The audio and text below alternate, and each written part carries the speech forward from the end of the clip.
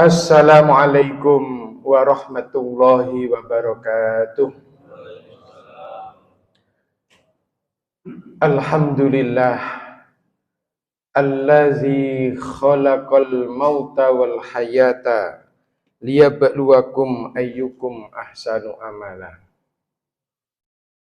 Asyhadu an la ilaha illallah wahdahu la syarikalah wa asyhadu anna Muhammadan abduhu wa rasuluh.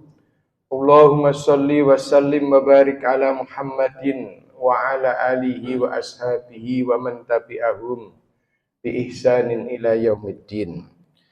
Qala Allah Ta'ala fil Qur'anil Karim, a'udzu billahi minasy syaithanir rajim. Kullu nafsin za'iqatul maut wa nabluukum bisyarri wal khairi fitnah wa ilaina turja'un. Ma'asyiral hadirin rahimakumullah. Salah satu ciri dari orang-orang yang ulul albab atau orang-orang berakal yang disebutkan dalam Al-Quran adalah orang yang senantiasa mengambil pelajaran, mengambil ibrah dari kisah umat-umat terdahulu. Masyaallah hadirin Bapak Ibu sekalian, kurang lebih sepertiga dari isi Al-Quran itu adalah kisah umat terdahulu. Allah memasukkan kisahnya umatnya Nabi Adam sampai Nabi Isa di dalam Al-Quran itu bukan untuk membuat Al-Quran itu lebih banyak isinya, tidak, tapi bagaimana kita umatnya Rasulullah Muhammad SAW ini bisa mengambil ibrah, pelajaran, keteladanan dari umat-umat terdahulu. Kalau umat terdahulu itu baik, diteladani, dicontoh. Tapi kalau mereka tidak baik, jangan dicontoh dan diteladani, tapi jadikan pelajaran agar tidak ditiru. Al-Quran menjelaskan, mengisahkan bagaimana putranya Nabiullah Ibrahim, Nabiullah Adam yang namanya Qabil dan ambil pelajaran dari bagaimana Qabil membunuh saudaranya sendiri Habil karena hasad, karena iri, karena dengki. Maka jangan dicontoh. Sesuai dengan hadis Nabi, iyyakum wal hasad, jauhilah iri, jauhilah dengki. Fa innal hasada ya'kulul hasanatu kama ta'kulul naru hatoba. Karena hasad, iri, dengki itu akan membakar kebaikan seperti api membakar. Al-Quran menjelaskan umatnya Nabiullah Nuh alaihissalam. Meskipun Nuh itu sangat ingin anak istrinya, terutama anaknya itu ikut bersamanya, ikut dalam ridho Allah Subhanahu wa Ta'ala, tapi ternyata Kan'an memilih jalan lain.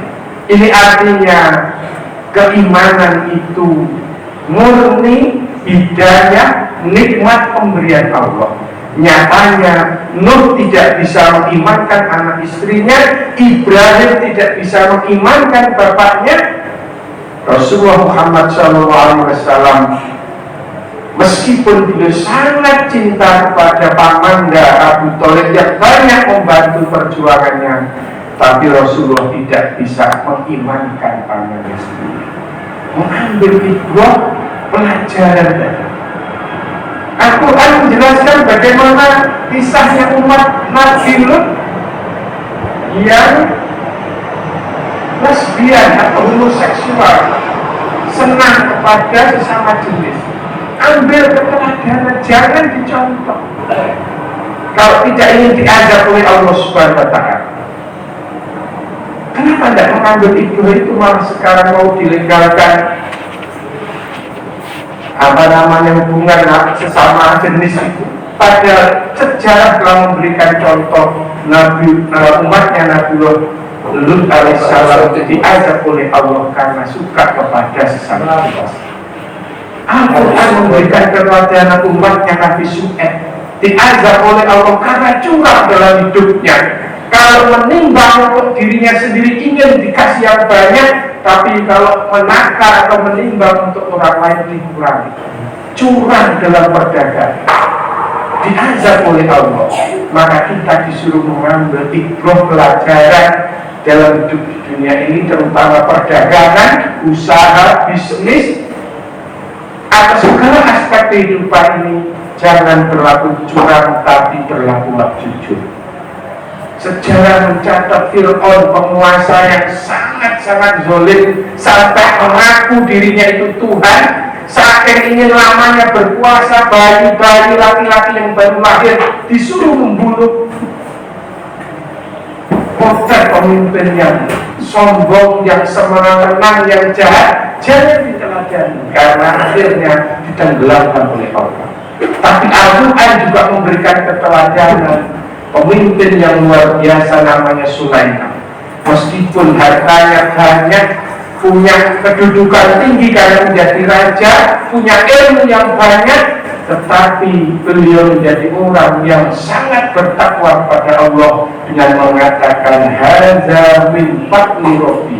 Ini semua apa yang saya miliki itu adalah karunia dari Tuhanku untuk mengujiku apakah aku ini bersyukur ataukah aku ini kufur. Sejarah juga mencatat ada orang kaya namanya Qarun. Saking kayanya, kunci-kunci gudangnya saja tidak kuat ditarik ke lubang. Tapi ketika ditanya, Pak Qarun, sampean kok bisa sesugih itu, sekaya itu? Dia mengatakan, ini karena kemampuan saya, karena ilmu yang saya miliki. Sombong yang dikedepankan. Maka berbagai kisah, cerita dalam Al-Quran ini agar menjadi ibrah pelajaran bagi kita. Yang baik kita contoh, kita teladani, sementara yang tidak baik, umat terdahulu yang durhaka kepada Allah, menjadi pelajaran kita untuk tidak mencontoh. Kalau kita mampu mengambil ibrah itu, maka kita termasuk orang ulul albab, orang-orang berakal.